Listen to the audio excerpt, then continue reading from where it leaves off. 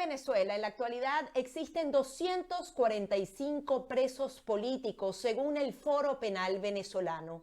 Muchos de estos casos son emblemáticos, conocidos muy bien por los venezolanos, pero hay muchos otros de personas completamente desconocidas que son sometidas a torturas, a persecución y que no existe un proceso judicial justo para cada uno de ellos. Algunos permanecen en prisión 2 y hasta 3 años, violando cualquier normativa venezolana. Uno de esos presos políticos venezolanos y quien ha sido perseguido, él ha estado 3 veces en prisión, es Gilbert Caro. Un venezolano que adicionalmente fue detenido por otras razones y ahora ha sido detenida por razones políticas. Quería que nos comentara justamente sobre esos casos que de alguna manera permanecen en la sombra y que no tienen la defensa y la exposición pública. Usted que ha tenido contacto directo con esas personas, con sus familias, ¿cómo hacer para justamente también denunciar esos casos y el sufrimiento de esos venezolanos? Sí, bueno, muchísimas gracias por la invitación y por abrirme esta ventana acá en los Estados Unidos. Y aprovecho eso último en que venimos a hacer a los Estados Unidos, a llevar la voz de los que no han sido escuchados en ningún momento y explicar un poquito lo que hace la dictadura de Nicolás Maduro. Hoy estoy acá, menos de 48 horas, para explicar muy bien eso que tú decías. Esos más de 200 presos políticos, presos militares. Hay, por cierto, un caso que quiero decirte antes de que saliese de Venezuela, estuve en Colombia, pero muy preocupado porque hay una joven que está presa por haberse tomado una foto conmigo. Hay una chica en el SEBIN, no quiero decir su nombre para no exponerlo porque tienen mucho miedo a sus familiares, no es visible, pero bueno, ella en 2 oportunidades se tomó una foto con nosotros en unas concentraciones y el SEBIN la fue a buscar y se encuentra hoy privada de libertad por simplemente tomarse una foto. Hay muchísimas personas que se han tomado fotos con reconocidos políticos y eso al final los lleva a estar en prisión. Mi solidaridad con ellos, ser la voz del sufrimiento de los venezolanos. Y ellos no pueden denunciar. ¿Qué sucede con esas personas? Hay muchas que no tienen acceso a los medios, pero en otros casos ni siquiera llaman la atención y pasan desapercibidas, ¿no? Sí, ellos, los familiares denuncian, pero siempre se les hace algunas recomendaciones y se respeta el derecho a si el familiar quiere o no que se haga visible el caso, porque muchos de ellos, como no son políticos, no quieren verse comprometidos más allá de lo que les está pasando al momento. Es como cuando tú tienes un problema, lo que quieres solucionar es el problema, no quieres crearte otros problemas. Sí. Y eso es lo que ha pasado con muchos venezolanos que se encuentran hoy en prisión y otros se encuentran bajo regímenes de presentación que son perseguidos por la dictadura. Por eso es que nosotros venimos a denunciar el terrorismo judicial. ¿En dónde van a denunciarlo? ¿Cuáles son las próximas acciones? Hay organismos internacionales que bien sabemos tienen vinculación directa con Venezuela, esos convenios que se han hecho ante la ONU. Bien sabemos que la OEA es una voz ante países democráticos y seguir hablando de la realidad y que el mundo entero comprenda y entienda que hay un terrorismo judicial, pero no nada más un terrorismo judicial con los que están adentro. También vamos a hablar del sufrimiento de los 6 millones de venezolanos que se han ido, que por diferentes razones están sufriendo porque no tienen pasaporte, están sufriendo porque no tienen comida. En las calles de Colombia pude ver muchísimos que andan deambulando y me solidaricé con ellos, bajé hasta sus casas, estuve en la zona sur de Bogotá y ese sufrimiento de los venezolanos que hoy también en un país como Estados Unidos están clamando por alguna respuesta, alguna justicia y estamos en busca de eso. Estamos, digamos, próximos a tener reuniones también en La Haya. Tenemos que llevar, porque tú decías algo sobre la justicia tiene que ser rápida y expedita, si no, no es justicia. Así que aprovecho esta ventana para decirle a las instancias internacionales que nos presten atención porque los venezolanos necesitan respuesta rápida y respuestas concretas, porque la dictadura de Nicolás Maduro está haciendo sufrir cada día más a los venezolanos. Ahí están los 2 profesores de Mérida en donde perdieron la vida uno de ellos, la esposa del profesor, por causa de desnutrición. Y algunos hablaban que si la nieta salió a hablar, pero es que no tiene que decir si la nieta se hacía responsable o no, es que en dónde quedó su pensión. Esa pensión quedó en el bolsillo de los que se robaron todo el dinero de los venezolanos. Esa pensión quedó en el Ferrari que se compran los chavistas, en las Mercedes. Es ahí en donde nuestra solidaridad con los familiares y el pueblo de Venezuela que está sufriendo. Tenemos muchos temas porque de alguna manera tú conoces la realidad política del país y la realidad social. Quería que brevemente nos describieras un poco cuáles son las condiciones en las que se encuentran esos venezolanos, esos presos políticos y en general los presos, porque no solamente están sometidos a una incertidumbre increíble porque no hay justicia, porque no hay juicio, sino que en muchos casos hay torturas, hay tratos crueles e inhumanos, las condiciones penitenciarias de Venezuela son caóticas. Un poco, si pudieras a través de algún ejemplo, dibujar la realidad de esos venezolanos privados de libertad. Sí, bueno, gracias a Dios pude salir con vida, con fortaleza. Estoy aquí para ayudar a los venezolanos, para explicarles parte de esa historia, como bien tú lo sabes, la conozco muy bien. Esa realidad de muchos es el concepto de libertad, es muy amplio, ¿no? Uh-huh. Pero estar en una celda en donde tú eres preso político, eres dominado por el sistema. Hay un emblema muy reconocido por los chavistas que dice, aquí no se habla mal de Chávez. Y eso se ve en las cárceles. ¿Cómo te lo describo rápidamente? Entonces tú tener que ser fuerte porque eres preso del sistema. Y son los chavistas que te tienen preso en sus instituciones. No es como un preso común. El preso común puede tener deporte, cultura, salud, pero el preso político es aislado de toda la población por dos razones. Por seguridad o por ideología. Ellos tienen miedo a que tu ideología permee o se atomice entre la población y por eso te aíslan. Ahora, ese aislamiento, el cual yo tuve 3 años en una celda solo porque no podía tener contacto con la población, había estado en unas cárceles común. Bien, saben mi historia mucho, yo estuve preso 10 años y en total 13 años. Esos 3 años como preso político es eso, te aíslan y digamos, te alejan de las oportunidades de tener cultura, salud y deporte. Y en esa soledad, muchos de los presos políticos sufren en que tienes que someterte al régimen, sea vistiéndote de amarillo, denigrándote, rapándote la cabeza. Y esa tortura blanda, te prohíben ver a tus familiares, te quitan los libros.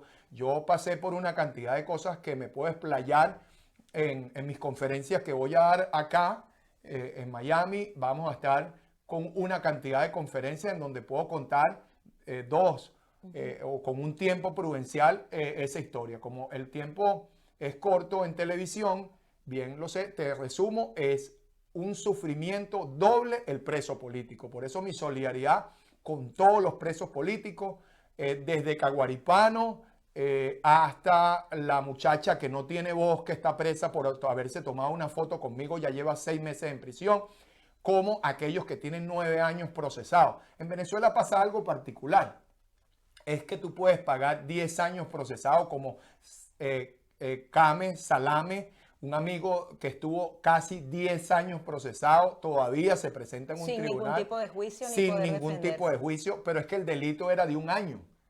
O sea, es irónico, ¿no? Es que te procesen, bueno, te procesan 11 meses y el delito es de 1 año. Ah, bueno, te queda 1 año para pagar la condena, pero es que pasas 10 años procesado y el delito es de 4, es de 2. Y aún tienes que admitir hechos de algo que no hiciste. O sea, la justicia venezolana se explica en cualquier parte del mundo y no entiende. Por eso vine a explicarle bien a los tribunales lo que pasa con el terrorismo judicial y aquellos jueces que están en Venezuela hoy haciendo lo que están haciendo, que tenemos los nombres de algunos. Créanme que en algún momento tendrán que darle la cara a la justicia. Voy a ser la voz para exponer a los terroristas judiciales, desde Michael Moreno. Porque ciertamente este señor, que no sé dónde se preparó, está en el Tribunal Supremo, y basta con que Nicolás Maduro señale al Tribunal Supremo para que tú, Michael Moreno, salgas corriendo a hacer lo que te da la gana. déjame decirte que sobre el alto hay una justicia y sobre todos nosotros está Dios como fiel creyente para hacerte justicia. O sea, qué bueno visibilizar el terrorismo judicial, que no es el terrorismo militar, que fue otro el que golpeó a los muchachos contundentemente con tanqueta, con balas, con proyectiles en las protestas en el 2017. Ese es un terrorismo, el que tú ves el de la violencia, pero hay un terrorismo judicial y gracias por Sí. abrir esa pregunta. Yo quería justamente profundizar en ese terrorismo judicial. Hay funcionarios que lo hacen con toda la intención de justamente dañar y torturar al venezolano. Hay otros funcionarios que son presos del sistema, como lo son los presos políticos, que de alguna manera no encuentran salida, pero que de alguna manera desde dentro también colaboran con la oposición venezolana. Háblanos también de esos funcionarios que se ven atrapados en un sistema en el que hicieron de alguna manera una carrera y ahora están entrampados y de alguna manera son parte de ese sistema tan injusto contra los venezolanos. Esa gente está allí y tiene la moral todavía intacta y puede ayudar desde puntos específicos a la oposición venezolana y a salir justamente de la dictadura. Sí, yo quiero que esta pregunta que me encanta llegue a los oídos de todos los venezolanos, en especial a los que han apoyado al régimen, pero he conversado con muchos y en silencio me han dicho ¿hasta cuándo? Yo te puedo nombrar algunos ejemplos sin decir nombres. A mí me visitó en la cárcel de Carabobo un general que me dijo, Gilbert, tú eres una gran persona y por lo que veo tienes una convicción política hacia lo social. Para eso llegamos nosotros al poder, pero se desvirtuó. Ese general ha estado a punto de brindarnos todo el apoyo. Hay otros comisarios que me han dicho, Gilbert, ¿hasta cuándo esto? Una vez venía de Oriente y me paró un general y me dijo, entre labios, no hables mucho porque te pueden leer los labios. ¿Cuándo salimos de esto? Ese general, ese comisario, ese funcionario que está preso, a ustedes también lo vamos a liberar. Y lo vamos a liberar, ¿por qué? Porque yo estoy 100% convencido que así como yo pude salir adelante de una prisión común y pude salir adelante como profesional y estar aquí en los Estados Unidos, estoy seguro que mi país va a ser liberado. Para ustedes, y qué buena tu pregunta, hay una cantidad de funcionarios que me han dicho, ayúdanos. A ellos lo vamos a ayudar. Ese funcionario que se va al baño y llora porque lo mandan a hacer algo que es indebido. Y tú sabes que es duro hacer algo que tú sabes que no quieres hacer, pero que es indebido. Esa frase oscura y nefasta que Leopoldo dice, órdenes superiores. Hay uno de los libros de Leopoldo en donde escribe que muchos funcionarios nos decían a nosotros, órdenes superiores. A ustedes que tienen que decir a juro órdenes superiores. Para ustedes también es la libertad. Así que cada vez que puedan acercarse a nosotros, créanme que lo que ustedes necesitan es garantía para no seguir haciendo lo que están haciendo. A ellos nuestro mensaje. Y aquí un mensaje también al polo y a los radicales. Si nosotros entendemos que al enemigo puente de oro, cada día seremos más en contra de Nicolás Maduro. Porque estoy seguro que hay una cantidad de funcionarios que quieren venir de este lado, pero no encuentran una voz. Gilbert Caro es la voz de los que están presos dentro del sistema. Y tú lo dijiste en tu pregunta. ¿Qué mejor libertad para los que están presos del sistema? Yo irrumpí en el sistema. Queremos desestabilizar el sistema para liberarlos a ellos. Quería también hablar brevemente de lo que ha sido tu experiencia viviendo en el exilio. Porque muchos vivimos en el exilio, pero de alguna manera esa persecución política continúa. Primero, se nos impide volver a nuestro país, pero adicionalmente a veces nos sentimos vigilados, amenazados. Cuéntanos un poco lo que ha sido tu experiencia personal. ¿El régimen de Nicolás Maduro todavía le sigue la pista a Gilbert Caro? Mira, esa fijación hacia mi persona tiene unas razones, ¿no? Y una es que muchos de ellos me han dicho, es que tú eres de nosotros. Y yo le digo, no, es que porque yo haya nacido en un barrio muy pobre, a mí las clases no me identifican. Estoy en contra del clasismo. Ahora, este problema de clase en la mente más de los chavistas y resentidos, claro que tienen que buscar de silenciarme. Y continúan. Yo estuve en Bogotá y la persecución fue inclemente. En algún momento tenía sensación de persecución y cuando me daba cuenta de la verdad me estaban vigilando. Entonces quiero decirles que a pesar del miedo uno se acostumbra o logra superar y controlar el miedo. Logré de alguna manera burlar la seguridad en Venezuela. Yo publiqué una foto en un avión. Hoy quiero decir ante este medio, dar la primicia, ese era un avión colombiano y pude salir por digamos, en las montañas, vivir en clandestinidad, disfrazarme.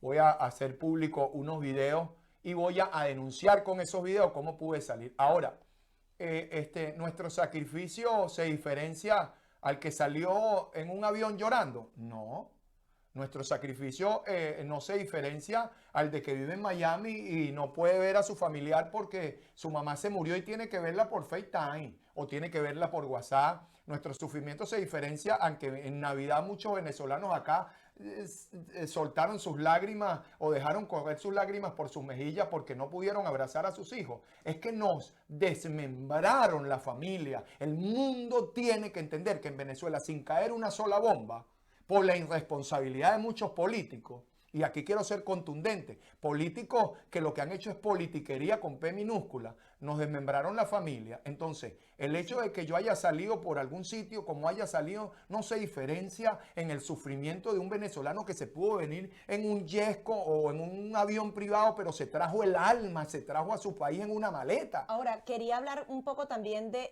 esa dirigencia política que de alguna manera se ha desconectado del pueblo. Tú que justamente vienes de Katia, que conoces la realidad del venezolano, ¿qué está pasando entre la dirigencia política y el venezolano de a pie? ¿Y cuál es tu recomendación a esa dirigencia política? Mire, Chávez llegó en el año 98. Y en el año 98 él llegó con una promesa. Yo estaba preso en la cárcel de Yare y estuve preso con Chávez. Chávez, cuando llega a prisión y llega al poder, llega con una promesa. En aquel famoso por ahora. Bueno, nosotros tenemos el que se cansa pierde. En aquel famoso por ahora, nosotros tenemos el que se cansa pierde. ¿Y por qué? Porque el venezolano se encuentra cansado. Ellos llegaron con esa promesa, pero se desvincularon del pueblo. Chávez... Pero actualmente la dirigencia, porque nos quedan 2 minutos. Y aquí Chávez desvió el proyecto político y se desvincularon del pueblo. Ahora hay una clase política y aquí mi mensaje a los que llegaron con una promesa. Ustedes saben que hay una nueva casta política que está multimillonaria en Venezuela. Están lavando 2.000 millones de dólares en las Mercedes. Se olvidaron del pueblo. ¿Para qué? Para comprar Ferrari. ¿Para qué? Para comprar comprar conciencia, comprar lujos. Y la dirigencia política actual, el gobierno interino. Y creo que nosotros... ¿Qué puede hacer para conectar también con el pueblo que también se encuentran? Se hablaba de que se aspiró mucho, se prometió mucho y no se cumplió. Sí, aprovecho. Lo primero y principal es que el culpable de toda la destrucción de Venezuela es el chavismo. Y nosotros que irrumpimos, y yo siempre lo he hablado claro, esto de ser cortoplacista nos hace mucho daño. En el año 2019 se crearon unas expectativas que estamos todavía buscando la solución. Pero una dictadura en la historia del mundo han durado 20, 8, 10 y caen en cualquier momento. Nosotros, porque hay dictaduras que han caído. Esta dictadura de Venezuela no es como la cubana. ¿Qué podemos hacer para la respuesta de los venezolanos? Bueno, a eso vine a escucharlo, porque yo te hablo en lo particular.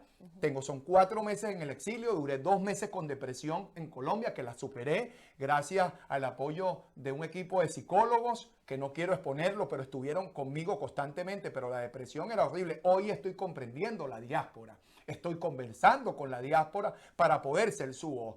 Y allí, en esa voz, escucharlos en la solución. Lo que quieren ustedes y los que están fuera de Venezuela es la solución. La solución simplemente hasta un pasaporte que nosotros hemos tenido y se le ha ido la vida a los venezolanos con algo que era insignificante. Sacar un pasaporte a la gente en Venezuela ni siquiera le paraba porque a lo mejor no tenía el dinero para utilizarlo. Hoy en día camina, pero camina a cuesta, kilómetros y horas, pero no tiene el pasaporte. Hay otros que tienen mucho dinero, cómo irse, pero no tienen el pasaporte. Bueno, busquemos las soluciones, hablemos con los presidentes del mundo. Nosotros no somos aquellos delincuentes que escaparon y nos están cerrando la puerta. Acaba de salir otro país que pide visa a los venezolanos. De ustedes también seré la voz. Voy a ser la voz de la diáspora. ¿Y la voz de la diáspora para qué? Para buscar solución con los gobiernos aliados. Y tienen que escucharnos, entendernos y darnos apoyo y solución a esa diáspora que está clamando reclamando porque nosotros como gobierno interino, y aquí sí hablo como diputado,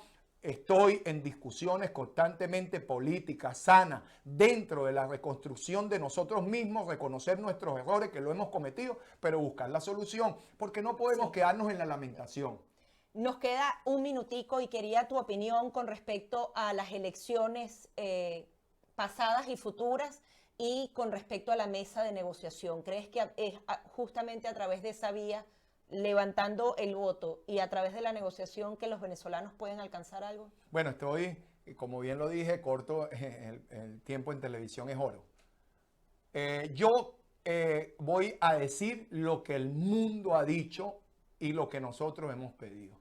Venezuela necesita elecciones limpias, claras, verificables y transparentes. De ahí no me saldré. Pero Nicolás Maduro está dispuesto a ofrecer eso. Dentro del chavismo le han exigido a Nicolás Maduro, y yo estoy seguro que Nicolás Maduro en un porcentaje quiere entregar por la vía pacífica. Ahora, a los radicales dentro del chavismo y a ti, Jorge Rodríguez, el que va a necesitar un indulto ante la Haya por tu resentimiento vas a ser tú. Él quiere ser presidente. Porque Jorge Rodríguez quiere y revive un pasado todos los días. Tú que dijiste que yo soy nostálgico de las cárceles, te equivocaste. Tú eres nostálgico de un pasado que te tortura, porque tu pasado lo mantienes presente. A mí mi pasado me fortalece, a ti te debilita, Jorge Rodríguez. Tienes un pasado, y estoy seguro que Diosdado Cabello no es tan radical como tú. Venimos a ser la voz de los venezolanos, y aún dentro del chavismo, si te apartan a ti, hasta libertad van a tener. ¿Está de acuerdo con la mesa de diálogo? Yo estoy de acuerdo con todo lo que tenga que ser pacífico, porque aún me han vinculado a cosas oscuras. Yo no conozco al Coqui. Vine a hablar específicamente de ese montaje que hiciste, hasta malo, que un policía se consiguió un teléfono en el monte, estaba desbloqueado y yo estaba hablando con Frei Gara. Qué casualidad que un policía en el monte consiguió un teléfono desbloqueado. Eso es lo que hay en el expediente. Y dejaste constancia, Jorge. Y trajiste a un juez mediocre que lo sacaste, que era mesonero, sin denigrar a los mesoneros, lo pusiste de juez, no sé dónde se graduó, y ese señor abrió un expediente. Señor que abrió el expediente, busque de cerrarlo, en donde estamos varios involucrados en esa mentira. ¿Gilbert Caro está dispuesto a volver a Venezuela para ser candidato en una eventual elección, o realmente ahorita no hay garantías y primero hay que fortalecer el voto para luego ir a unas elecciones? Mira, es que yo iba a regresar y a entregarme porque yo no soy culpable y el que no la debe no la teme. Y en este momento parte del equipo me dijo: Gilbert, no regrese. ¿Hay orden de captura en su contra? Sí, hay una orden de captura pública y notoria en donde Jorge dijo esa palabra, el nostálgico de las cárceles. Sí, bueno, la cárcel para mí es distinta a la tuya mental. La cárcel es para mí la libertad y conocer hombres, que el delito está en un tribunal, y poder trabajar en las cárceles. Jorge, trabajé muchos años en las cárceles y a ti mi mensaje: Gilbert es un servidor público. Y para responder a tu pregunta, quiero volver. Estoy en Venezuela, me la tatué acá saliendito porque la llevo en el alma. Yo voy a regresar a Venezuela. Muchísimas gracias. Gracias a ti. Son las declaraciones de Gilbert Caro, quien es activista político, adicionalmente miembro de Voluntad Popular, un venezolano nacido en Catia, que justamente conoce a profundidad el sistema penitenciario de Venezuela, y ahora justamente por conocerlo también va a denunciarlo en varias partes del mundo. Hasta aquí nuestra entrevista especial del día de hoy.